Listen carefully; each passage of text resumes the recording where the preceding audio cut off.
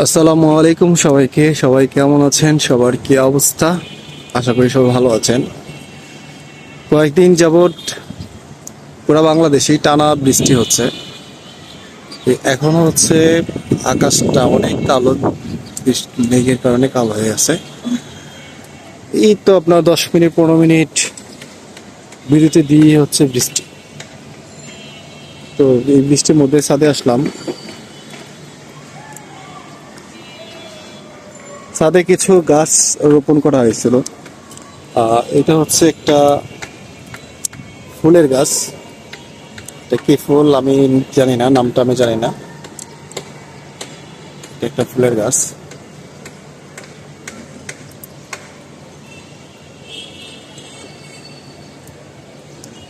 এটা হচ্ছে আরেকটা ফুলের গাছ, খুব সুন্দর। আর এগুলো হচ্ছে থানকুনি পাতা, যেটা আমরা অনেকেই চিনে থাকি। এটা শাক হিসেবে খাওয়া হয়, বড় বড় ভেজে খাওয়া হয় মেবি। আর এটা হচ্ছে ধনিয়া পাতা।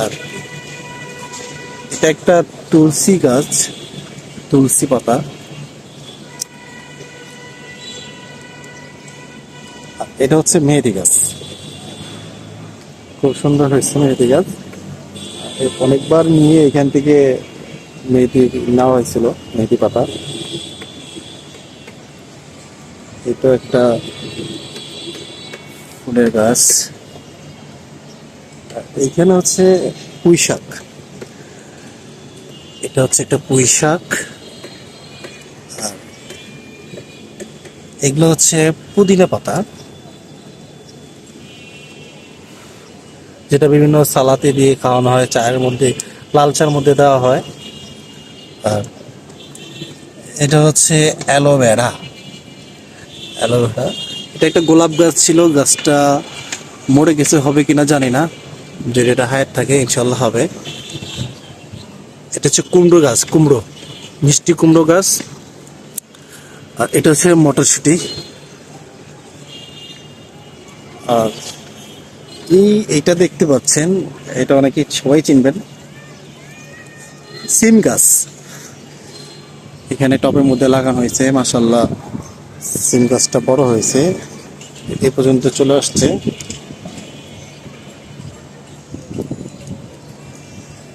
আর এটা হচ্ছে কলমি শাক, এখান থেকে নিয়ে, এই দেখতে পাচ্ছেন এগুলো এখান থেকে শাক ছেঁড়া হয়েছে। তো খুবই সুস্বাদু একটা শাক, নিজেরা রোপণ করছে। আসলে ছোট হোক বড় হোক, যতটুকু হোক না কেন, আর নিজের রোপণ করা জিনিস খেতে সেই মজা, একটা আনন্দ লাগে।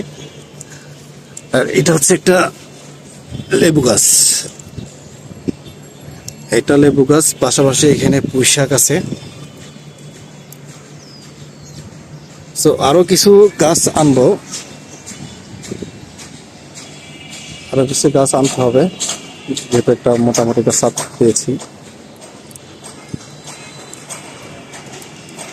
তো সবাই ভালো থাকবেন, সুস্থ থাকবেন। আসসালামু আলাইকুম।